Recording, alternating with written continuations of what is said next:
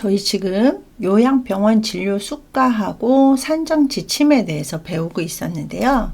자, 위에서 보면, 위에서 보면, 자, 의사 수에 따라서 산정 지침, 가산하는 거, 그 다음에 감산하는 거 배웠고, 그 다음에 간호 인력에 따라서 입원료 차등하는 거 배웠었죠. 그래서 이제 그 간호 인력이 환자당 몇 명 이상이냐에 따라서 가산 또는 감산하는 게 있었고, 그 다음에 필요 인력 확보에 따른 별도 보상제라고 해가지고 약사, 의무기록사, 방사선사 뭐 이런 여러 가지 직종의 그 상근자가 4개 이상, 그러니까 각 직종에 4명 이상 있다라고 하면은 일당 1,710원을 별도로 산정한다. 뭐 이런 것들이 있었단 말이에요.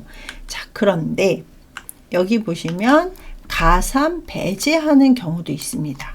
그래서 요양병원 인증, 우리 인증 기간이 있단 말이에요. 그래서 우리 이제 인증평가 받아서 인증 기간 내에 신청하지 아니하거나 아니면은 미신청 기관 또 신청을 했는데 정당한 사유 없이 인증 비용을 뭐 미납을 하거나 아니면은 인증조사에 협조하지 않거나 인증조사를 했는데 점수가 미달이 됐거나 이러면 위에서 아무리 뭐 의사 수, 환자 수, 별도 뭐 그 인력 확보 뭐 이런 것들이 있다라고 하더라도 별도로 보상하지 않겠다. 이런 식으로 되어 있습니다.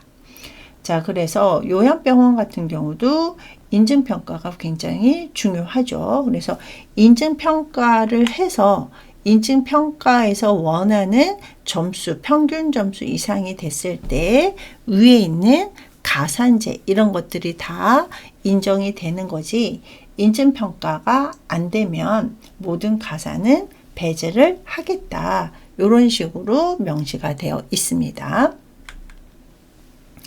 자, 그 다음에 우리 이제 그 환자 평가표, 그래서 MMSE, 이제 코리아, 한국형 이제 그 MMSE가 있는데요.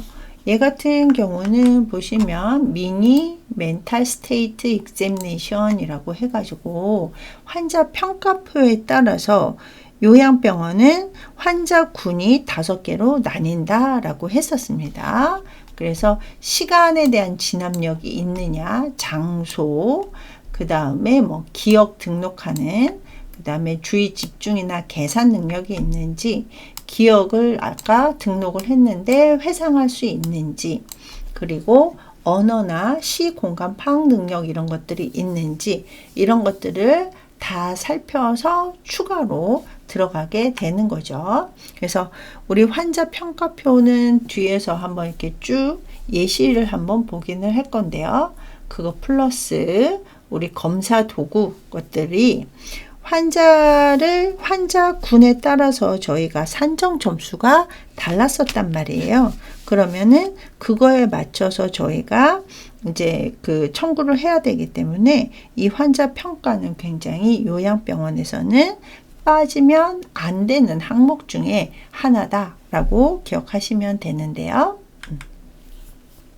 자, 환자 평가표는 당연히 앞에서 얘기한 것처럼 의사나 간호사가 기록을 하기는 하지만 그래도 우리가 환자 평가표에 해당이 되어 있는 내용 어떤 것들이 기재되고 있는지는 알고 있어야 되겠죠. 자, 그리고 당연히 의무 기록하고 맞아야 됩니다. 자, 그래서 일반적인 사항과 몇 가지 뭐 인지 기능이라든지 정신 상태 이런 것들을 확인하는 건데요. 자, 일반 사항 보시면 기본적인 그 인적 사항, 이름, 주민번호, 입원일, 그 다음에 지금 현재 환자가 입원 평가를 지금 받고 있는 건지, 입원 중인 환자 평가인 건지, 이전 환자 평가표를 적용을 하고 있는 건지, 이런 것들을 구분을 해가지고 우리가 환자 평가표를 작성을 하는 거를 확인할 수가 있습니다. 자, 여기 보시면, 이것도 있죠. 입원 직전에 있던 곳. 그래서 집에 계셨었는지, 아니면은 뭐 우리 요양시설이라든지 그룹홈이라고 해가지고 우리 장애인 그룹홈 아니면은 노인 요양 그룹홈이라던가 여러 가지 그룹홈에서 거주하고 있었는지, 아니면 급성기 병원에 입원하고 있었는지, 아니면 타 요양병원에 입원하고 있었는지, 이런 것들도 환자 평가표에 들어가고요. 자, 그 다음에 교육 수준이라던가 바이탈 사인, 그 다음에 건강 습관, 건강 습관에서 보시면 우리 스모크, 이렇게 담배라든지 알코올, 술이라든지 아니면 운동 수준, 그래서 어느 정도 운동을 하고 있는지 이런 것들도 환자 평가표에 다 들어가요. 자, 그 다음에 우리 앞에서 그 환자군 구분을 할 때 보시면 요양시설이나 아니면 외래로 충분히 이 통원이 가능한지 이런 것들도 구분하는 게 있었단 말이에요. 그래서 요양병원에 그 입원한 환자분들 중에 혹시 이 장기요양 등급이 있는지 없는지, 그 다음에 그 받은 서비스 내용이 있는지 없는지, 장기요양 등급을 받았으면 몇 등급인지 이런 것들도 다 기재가 되어 있어야 되고요. 자, 그 다음에 만약에 이제 이용했던 서비스가 집에 계셨다 그러면 방문 요양이나 방문 간호, 방문 목욕 이런 것도 서비스를 받으셨을 수도 있고, 아니면은 주 야간 보호 서비스라고 해서 우리 다음 주에 노인장기 요양보험법에 대해서 배워볼 건데요.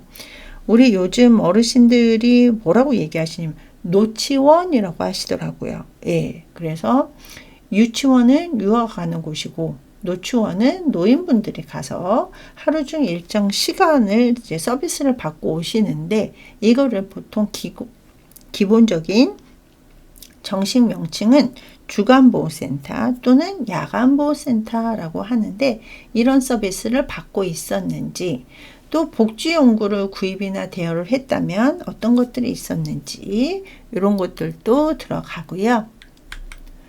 자, 그 다음에 환자분이 장기요양 서비스, 그러니까 노인장기요양보험법에 의해서 이 서비스를 받고 싶은 의향이 있는지 없는지, 그래서 우리 환자분들 중에 집으로 귀가를, 그러니까 퇴원을 하셨을 때 앞에서 얘기한 것처럼 방문 요양이라든지 방문 간호 이런 것들 받고 싶은지 이런 것들도 한번 확인을 하셔야 되고요. 자, 그 다음에 사회환경선별조사라고 되어 있어요. 그래서 주변에 누가 도움을 줄 수 있는 사람이 있는지, 아니면은 경제력, 이제 우리 사회 환경이다 보니까 경제력으로 해서 어떤 이제 그 기본적으로 안정적으로 공과금 같은 거, 아니면 거주할 집이 이제 안정적으로 있는지, 아니면은 이제 기본적인 관리비, 병원비라든지 난방비 이런 것들을 안정적으로 이제 대체할 수 있는지, 아니면은 여기 보시면 어떤 이제 결식률 이런 것들도 보고요. 학대받는 이런 이제 그런 경우 긴급하게 도움을 필요한 적이 있는지. 그래서 요양병원에는 물론 이제 어린 아이들부터 노인분들까지 다양하지만 이제 요양을 받다 보니까 아무래도 좀 연령대가 있으신 분들이 많거든요.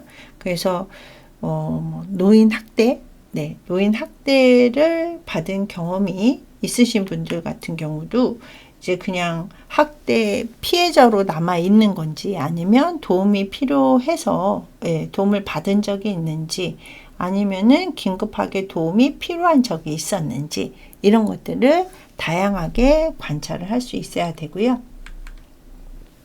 자, 의식 상태에서 혼수라든지 선망, 딜리리움, 선망 증상이 있었는지 이런 것들에 대해서도 환자 평가표에 들어가게 됩니다. 네.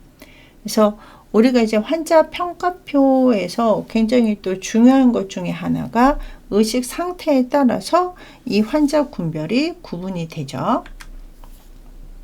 자, 인지 기능 같은 경우는 우리가 보통 인지 기능에서 단기 기억과 장기 기억을 구분을 하는데, 나이가 들수록 아니면 어떤 이제 질병이 발생을 했을 때 많이 문제가 되는 게 장기 기억이 아니라 단기 기억이란 말이에요. 자, 그래서 단기 기억력에 해당하는 것들, 인지 기능이라던가 아니면은 일상생활에서 의사 결정을 할 수 있는 인식이 있는지 없는지, 그 다음에 뭐 이해시키는 능력이라던가 아니면 본인의 의사 표현을 말로 할 수 있는지, 이런 것들을 다 이제 체크를 해서 우리가 월별로 해가지고 환자 평가표를 작성을 하게 되는데요. 자, 환자 평가표의 작성 원칙을 한번 보도록 할게요. 자, 환자 평가표 같은 경우는 일단은 환자 군별 상대가치 점수를 결정하기 위해서, 그래서 앞에서 입원 환자분들 같은 경우 장기 요양이 필요하거나 아니면은 뭐 수술이나 시술 후 요양을 위해서 오시는 분들이 요양병원의 대상자분들, 환자분들이 된단 말이에요. 근데 요양병원은 일일당 정액가이기 때문에 이 정액에서도 환자 군별에 따라 가지고 상대가치 점수가 다름을 앞에서 확인했었죠. 그래서 요 상대가치 점수를 군별로 결정을 하기 위해서는 매월 환자 평가표가 작성이 되어 있어야 됩니다.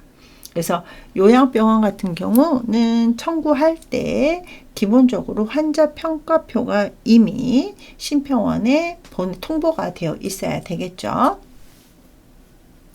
자, 그리고 환자 평가표 같은 경우는 당해 환자를 담당하는 의사나 간호사가 뭐를 근거로? 의무 기록을 근거로 작성을 해야 된다. 그러니까 무조건 의료 최고도가 행위별 점수당 단가가 높다라고 해서 의무 기록에는 치료한 근거가 없는데 무조건 의료 최고도로 하면 안 되겠죠. 그래서 의무 기록을 바탕으로 해서 작성을 하고 또 그 의무 기록은 비치가 되어 있어야 됩니다.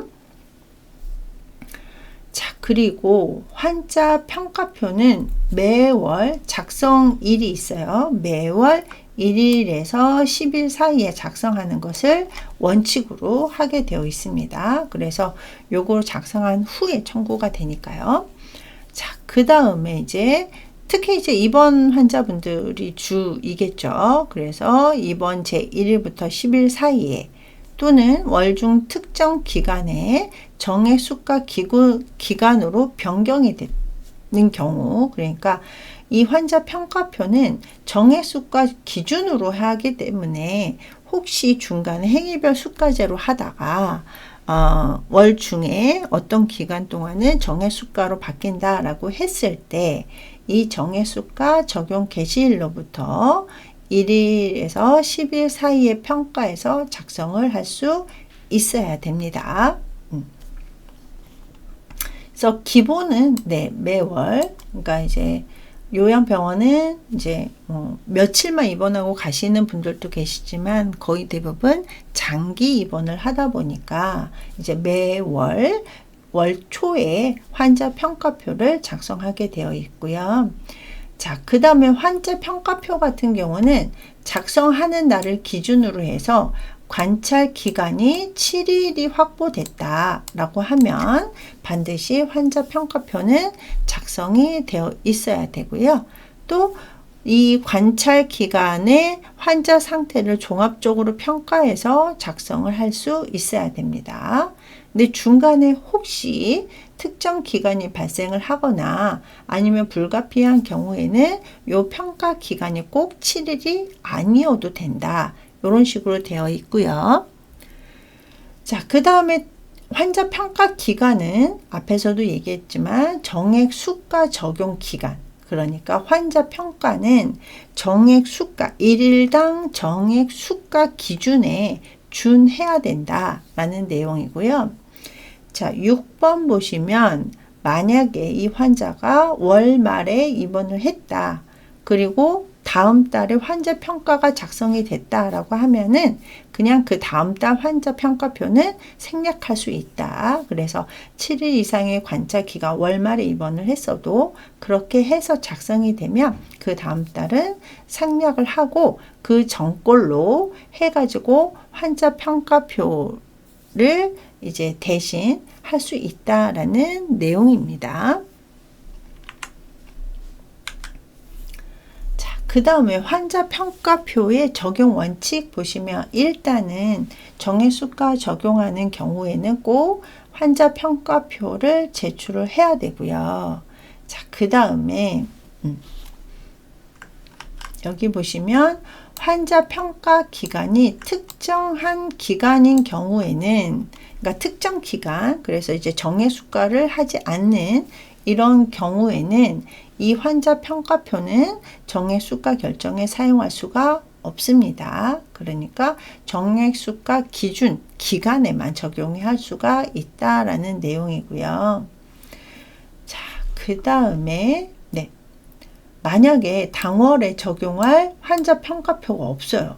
그래서 이제 뭐 아까 앞에서 얘기했다시피 월 말에 입원을 해서 환자 평가 작성을 했다. 그러면 그 2개일은 안 해도 된다라고 했었잖아요. 예, 이런 경우라든지 어떤 특별한 경우로 인해 가지고 환자 평가표가 없는데 정액 수가 기준의 기간에 들어간다라고 하면 최근 3개월 이내에 환자 평가표 중에 가장 최근, 그래서 뭐 전달이라던가 전전달 이런 식으로 해가지고 이 환자 평가표를 적용이 가능하다라고 되어 있습니다. 보통은 이제 매월 환자 평가표를 작성을 하고 있습니다. 자, 그 다음에 마지막으로 호스피스 완화 의료에 대해서 좀 살펴보는 시간을 가질게요. 이 호스피스 같은 경우는 이제 어떤 치료적인 개념보다는 돌봄 개념이기는 한데, 호스피스는 아무나 이제 대상자가 되는 건 아니고요. 죽음을 앞둔 말기 질환을 가진 환자 플러스 누가 포함이 되느냐? 가족까지 포함이 돼요. 그래서 우리가 보통 병원 요양병원, 그 다음에 노인장기 요양보험에 해당하는 요양시설, 재가센터 다 대상자 한 사람만 기준으로 하는데요. 이 호스피스는 조금 다르게 그 가족까지도 포함이 돼서 돌봄 행위가 이루어지는 게 이 호스피스입니다. 그래서 이 호스피스는 환자라고는 하지만 어떤 치료적인 개념보다는 마지막에 인간으로서 존엄성을 지킬 수 있고 삶의 질을 조금 높여주면서 삶의 마지막 순간을 좀 평안하게 맞을 수 있도록 하는, 여기 보시면 총체적 돌봄, 그래서 홀리스틱 케어라는 단어를 사용을 하는데요. 이 호스피스의 범위에는 여기 밑에도 나와 있다시피 신체적, 정서적, 사회적, 영적 돌봄이 들어가는데요.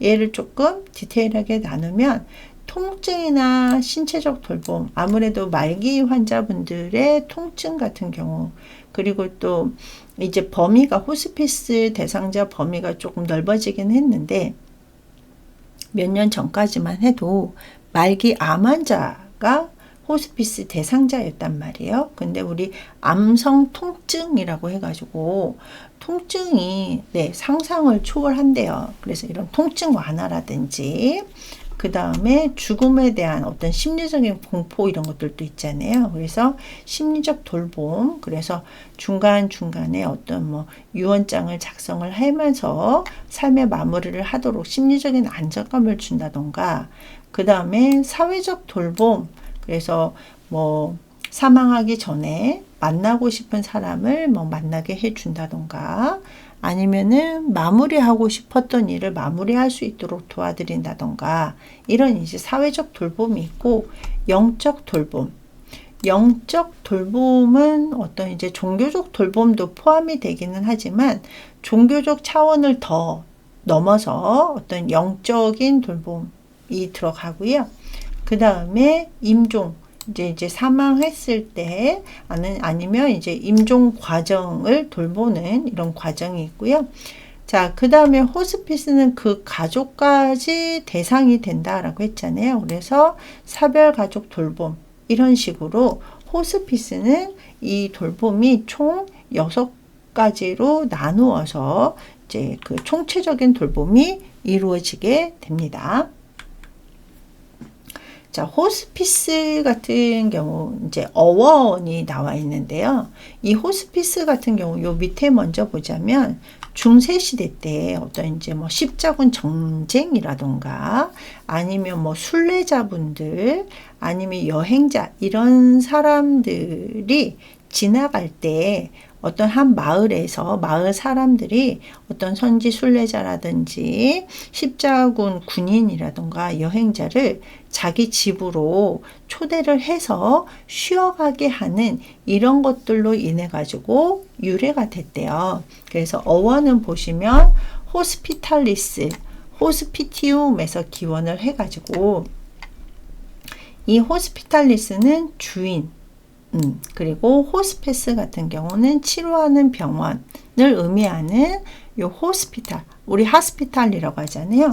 이런 것들이 합쳐서 어떤 그러니까 초대한 주인과 이제 어떤 여러 가지 그 손님, 이게 지나가던 손님들 사이에 따뜻한 마음이라든지 이런 것들을 표현하는 장소를 이제 그 뜻하는 호스피티움이란 어원에서 호스피스라는 단어가 발생이 됐다. 그러니까 앞에서 이제 뭐 유래에서도 말씀드렸다시피 얘는 어떤 환자를 치료하는 게 아니라 편안하게 쉬어갈 수 있는 휴식처를 제공하는 이런 차원에서 만들어졌습니다.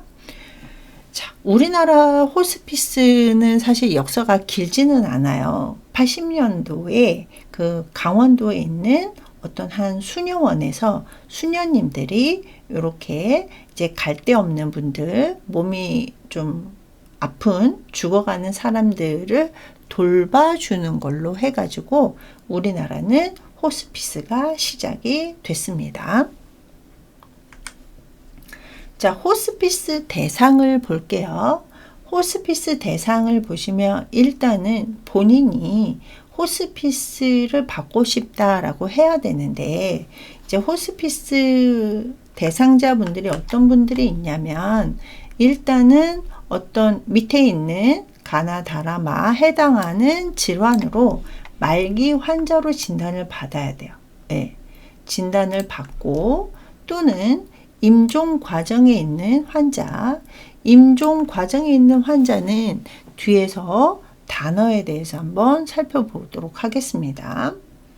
아까도 잠깐 말씀드렸다시피 예전에는 말기 암 환자가 이제 호스피스의 주 대상자였는데 지금은 범위가 좀 넓어졌고 거기에다가 그 가족, 그 가족에게 어떤 것들을 돌봐드리냐 앞에서 통증이라던가 증상 완화 이런 어떤 신체적인 돌봄, 심리 사회적인 돌봄, 영적 돌봄 그래가지고 호스피스 같은 경우는 우리 뒤에 보시면 이제 호스피스 병원 뭐 방문 그 다음에 이제 뭐 자문 이런 식으로 되어 있기는 한데요. 일단 가장 주가 이제 어떤 통증 완화가 또 주가 되고요. 그 다음에 어떤 이제 심리 사회적인 마무리하고 싶어 하는 그리고 또 아무래도 호스피스 자체가 이제 우리나라는 좀 종교 단체에서 이 호스피스를 운영을 많이 하다 보니까 이 영적인 영역이 좀 종교적인 영역에 해당하는 경우가 굉장히 많아요. 그래서 호스피스 병원에 보면 호스피스 돌봄자라는 직종이 있는데 이 호스피스 돌봄자 같은 경우도 어떤 이제 뭐 종교적인 것들이 같이 매치가 되어야지 같이 근무를 하고 이제 뭐 그 대상자를 돌봐줄 때 훨씬 더 편하게 돌봐줄 수 있겠죠. 이 호스피스 같은 경우는 일단은 대상자에 대한 종합적인 평가, 그리고 치료를 목적으로 한다라고 되어 있는데, 치료 같은 경우는 암이라든지 이런 것들이 이제 통증 완화라든지 이런 것들을 목적으로 한다라고 생각하시면 되겠습니다. 자, 그러면 호스피스 대상자의 어떤 질환을 살펴볼게요. 일단 암, 그 다음에 후천성 면역 결핍증, 요즘은 그 HIV/AIDS 환자분들, 에이즈 환자분들 같은 경우는 이제 국가에서 관리를 해주는 경우가 대부분이잖아요. 그러다가 이제 말기가 되면 호스피스를 이제 받으시는 경우가 있고, 만성 폐쇄성 호흡기 질환, 그래서 COPD 환자분들, 또 이제 터미널이 되시면 오시고, 만성 간경화라든지 그 밖에 보건복지부령으로 정한 질병이 있는 상태에서 말기다라고 진단을 받으면 호스피스 대상자가 되실 수가 있습니다. 자, 그러면 어떤 정의를 살펴볼게요. 자, 임종 과정, 그리고 임종 과정에 있는 환자, 그 다음에 말기 환자란 어떤 분들을 얘기를 하는 거냐, 어떤 상태를 말하는 거냐를 살펴보시면, 일단 임종 과정 같은 경우는 회생 가능성이 없고, 어떤 여러 가지 치료에도 불구하고 회복이 되지 않고 급속도로 증상이 악화돼서 사망에 임박한 상태, 사망이 임박한 상태를 임종 과정이라고 합니다. 그래서 저희가 보통 이제 뭐 죽음 일주일 전 상태냐, 48시간 전 상태냐에 따라 가지고 저희가 이제 어떤 돌봄 과정이 조금 다르고, 또 환자의 상태를 구분할 수가 있는데요. 이 임종 과정 같은 경우는 보통 48시간 전에 나타나는 이런 증상들이 있을 때 임종 과정이라고 하고요. 또 임종 과정에 있는 환자라는 거는, 자, 일단은 담당 의사하고요, 해당 분야의 전문의 한 명으로부터 임종 과정에 있다라는 의학적 판단을 받은, 그러니까 임종 과정에 있는 환자를 이제 얘기를 하게 되고요. 자, 그 다음에 말기 환자. 아까 앞에서 말기 환자분들이 저희 대상자가 된다라고 했었잖아요. 그래서 말기 환자도 사실 뭐 어떤 임종 과정의 전이라고 생각하시면 되는데, 어떤 적극적인 치료에도 불구하고 근원적인 회복 가능성이 없고 점차 증상이 악화되어 가는데, 얘도 마찬가지로 담당 의사하고 해당 분야 전문의로부터, 자, 임종 과정은 사망이 임박한 상태였잖아요. 근데 말기 환자 같은 경우는 수개월 이내에 사망할 것으로 예상된다라고 진단을 받아요. 그래서 보통 우리가 뭐 6개월을 기본으로 잡고, 그래서 6개월 이내냐 3개월 이내냐 이런 식으로 해가지고 말기 환자를 이제 구별을 하게 되는 거고요. 자, 그 다음에 연명의료와 연명의료 중단 결정서가 있는데요.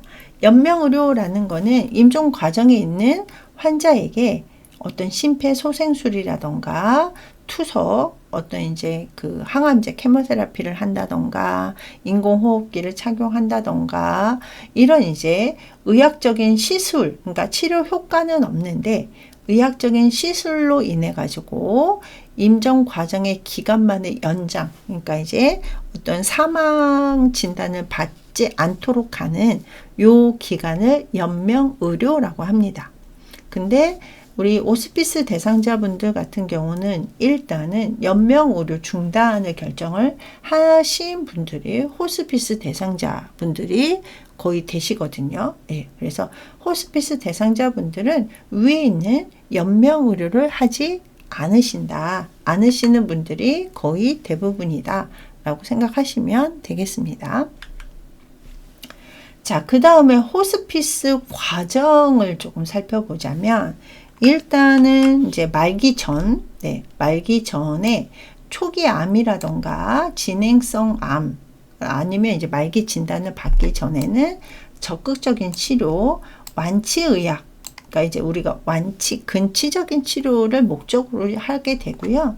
그 다음에 말기로 진단을 받게 되면 완화의료 플러스 호스피스가 이루어지게 됩니다. 그래서 어떤 적극적인 치료보다는 증상 완화, 그래서 뭐 통증을 완화시키는 과정이라던가 사별 관리, 그래서 임종 후에 남아있는 가족분들의 사별 관리라든지 이런 것들이 이루어지는 게 호스피스와 완화 의료라고 생각하시면 되고요.